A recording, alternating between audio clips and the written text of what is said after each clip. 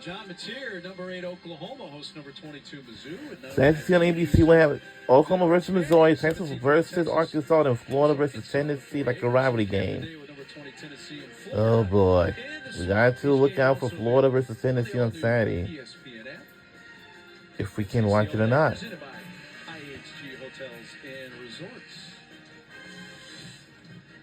It's almost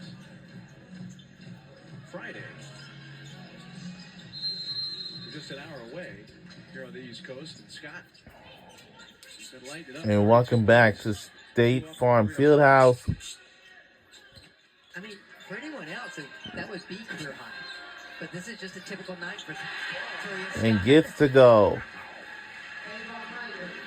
Ava Hayden, 18 points. 7 of 13 from the field. Hawkeyes back by 1. And Guyton thought about that three. Abraham screen, doesn't use it. Shot clock to 6. Kayla Johnson, tough step back as the shot clock was expiring.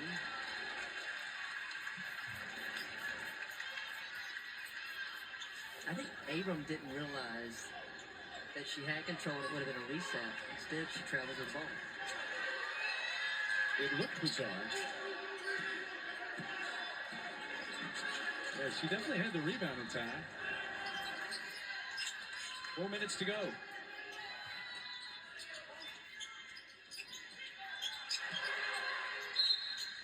Guyton beat blocking that out of bounds.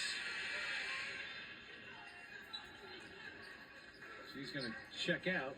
Fauntleroy will check in for Baylor. I feel like right now, if you're Iowa, Hayden needs to get a touch. And it's been a ball reversal, it seems, when she's been able to really catch and score. Loose ball. McCabe saves it to Hayden.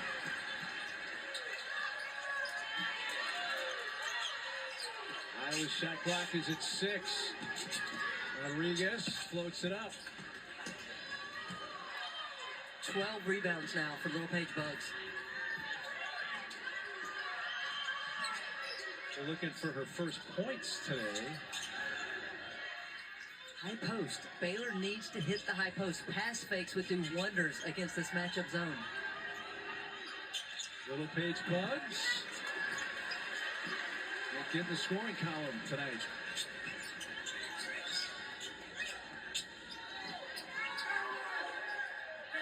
Rodriguez 1 for 6 from the field. That's a shot left side from McCabe. It's going to bounce all the way out of bounds to Baylor with 3:03 to go. Anybody's game here. Two ranked teams, both 4-0. 1 point game with 3 minutes left. Baylor's gone almost 3 minutes without scoring.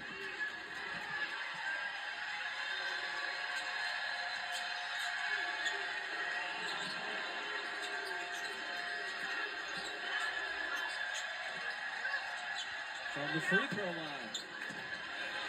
A tough shooting night. I might switch Fauntleroy and Little Page Bugs and let Fauntleroy come to that high post area. Rodriguez.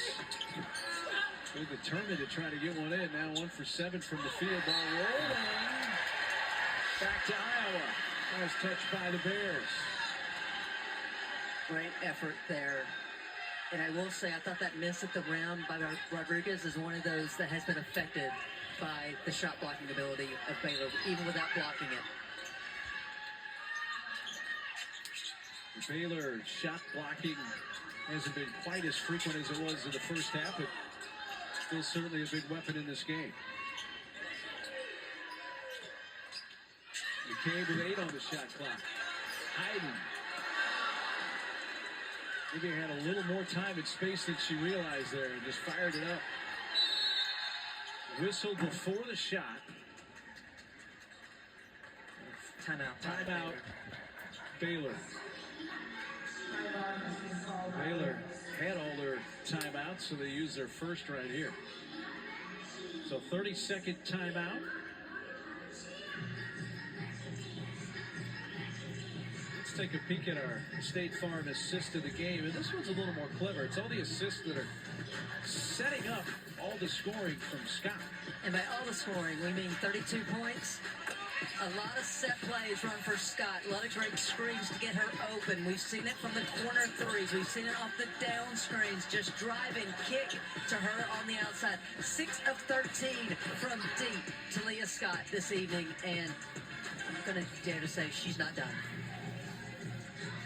Yeah, I don't think she is, because the only weird part of this whole thing is that she's been averaging about 5 assists a game to start the season, and she's looking for her first one tonight. This is where, close game right now, I've got to say advantage Baylor because of the experience on the floor. This is the youngest Iowa team since 2012. And I have to say it again, and they're without their starting point guard in Chip Chat Wright. Scott. Run out by Rodriguez. Here she comes again. Rodriguez gets it now. Gets to go. And whoa! Wow, what a quick steal I've never seen. We got to see that again. Whoa!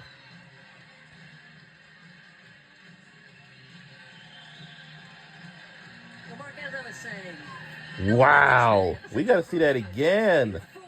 This was at first. Got this one, and until then, but no, it's got him. McCabe there, right time, right place. Iowa with a quick 4-0 run to take a 5-point lead in this game. It's almost like McCabe ran towards Little Paige Bugs to confuse her, like she was. I think she read Little Paige Bugs. Little Paige Bugs did not see her. Heady play by the senior. Wow. McCabe. And a quick 8-0 scoring run for the Hawkeyes. And Baylor's missed their last 5 from the floor. With a minute and a half to go. Big possession all of a sudden here for Baylor. And they're staying in the matchup zone as Iowa. And a quick shot didn't hit the rim, and now Hawkeyes have a 5-point lead and the ball. They're on an 8-0 run in 4 minutes.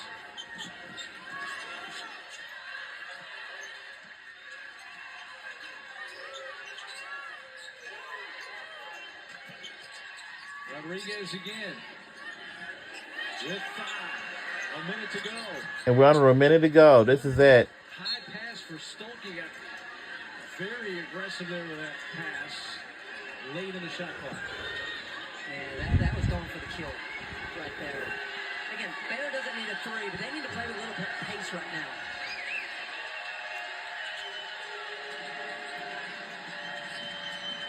Fauntleroy takes it upon herself, missed the shot, loose ball, and it bounces to Rodriguez. She spins. The Holtz coaching staff. Whoa! Not a good shot there.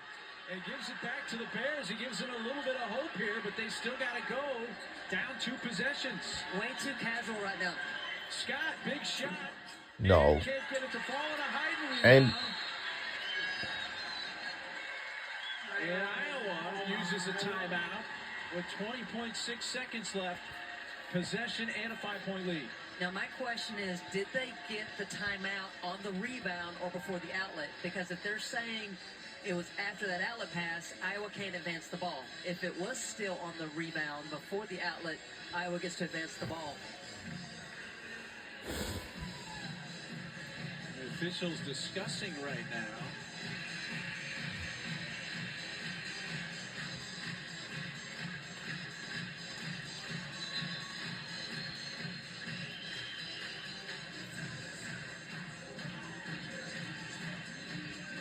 And the only time you can use that timeout to advance. It looks like they're advancing it. In this sequence here with under a minute to go. There, as you see, allowing them to advance it. And here's the thing for Baylor. They've only got 2 team fouls, so it's got to be foul quick to get the... Now, I'd go for the steal first, but now you got to get a quick foul.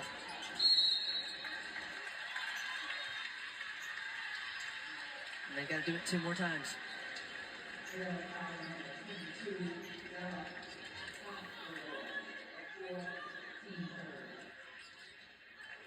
Fourth foul on Fauntleroy.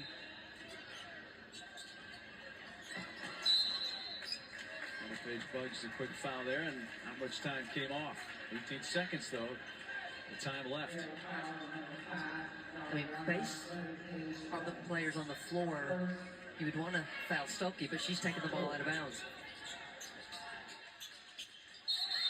She already had the short crowd of Strimlow as that ball was coming in, but that's a quick foul on Scott. So now we'll move to the foul line. Strimlow 1 of 2 tonight, only 2 free throws on the season.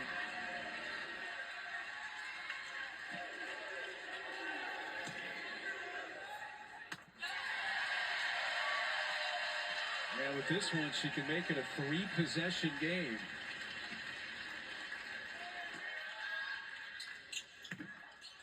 Still a 2-possession game. Timeout Baylor.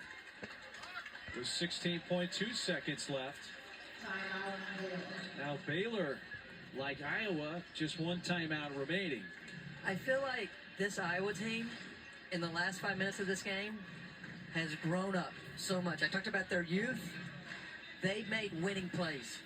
They were talking on defense, and hats off to the Iowa staff. I thought when they went to the matchup zone, it totally slowed down Baylor. Yes, Talia Scott got some outside looks, but I thought it really stymied the overall offense for Baylor. And let's take into account, when they lose Chit-Chat right here in the second half, Stolke was still out at that point.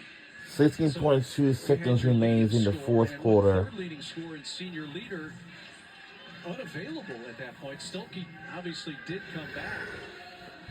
Jan Jensen's team tried to overcome that and pick up what would be a huge win over the number 7 team in the nation. Well, I thought Taylor Strimlow has been so invaluable for Iowa tonight.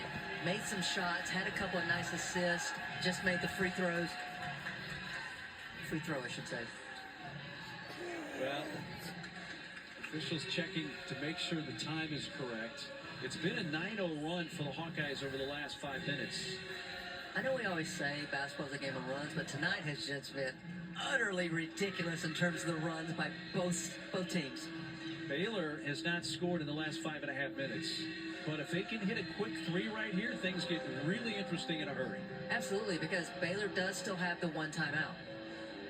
And at least now they have Iowa, they're in the bonus, so Iowa still has a timeout. So I would expect if Baylor scores a quick timeout by Iowa to advance the ball.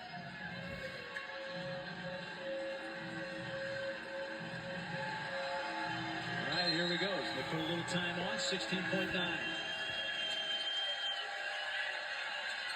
3 from the corner, hit the side of the backboard from Kaylin Nelms. Scott a 3. Foul on the floor with 7.7 seconds left. Foul against Rodriguez, yes, of Iowa. I should say going through the defender in front of her. Or offensive player in front of her. So 2 shots here for Nelms. And that's what you didn't want if you're an Iowa fan, because now Baylor can cut into this lead with no time going off the clock.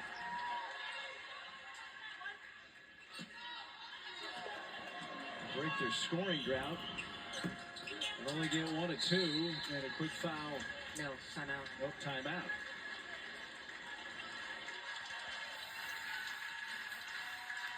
It's going to be our last and final timeout of this game. That's it. So Iowa uses their We'll be rooting for timeout, Iowa 7.5 Hawkeyes for this seconds. tonight's game. In a 2-possession game, up by 5.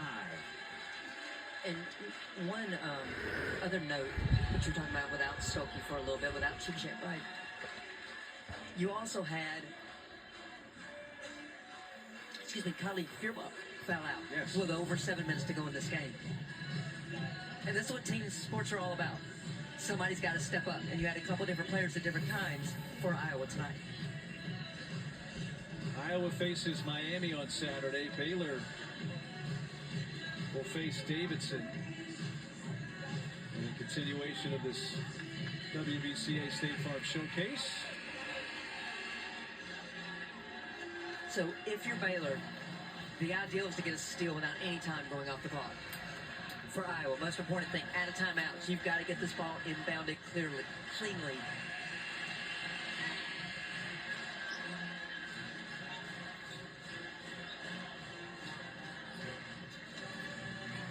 The advance to the front court for this inbounds from Stuelke. Nice screen by Hayden. Stuelke gets it back. Rodriguez, so they're going to eat up the time, and Iowa wins it by 5. That's it. We won the game. We're out of here. Bye-bye. Our final score is 57-52 by 5. Go Iowa Hawkeyes on another win tonight. First of all, hats off to both these head coaches. This is what we need in November. This will only make both programs better to get challenged like this early in the season. But in the end, it was Iowa come together. A lot of adversity tonight, but I think we just saw an Iowa team really grow up in a hurry when they needed to. It was a big last 4 or 5 minutes for Iowa here in this fourth quarter. They stay unbeaten and improve to 5-0, and Baylor falls for the first time. They are 4-1. That's going to take care of day one from here in Orlando. Christy Thomas Scuddy, our tremendous crew. Thanks so much. So that'll do it from State Farm Fieldhouse. We'll see you guys next time. This is maybe day 1. Practice 2 will be up soon in Orlando, Florida.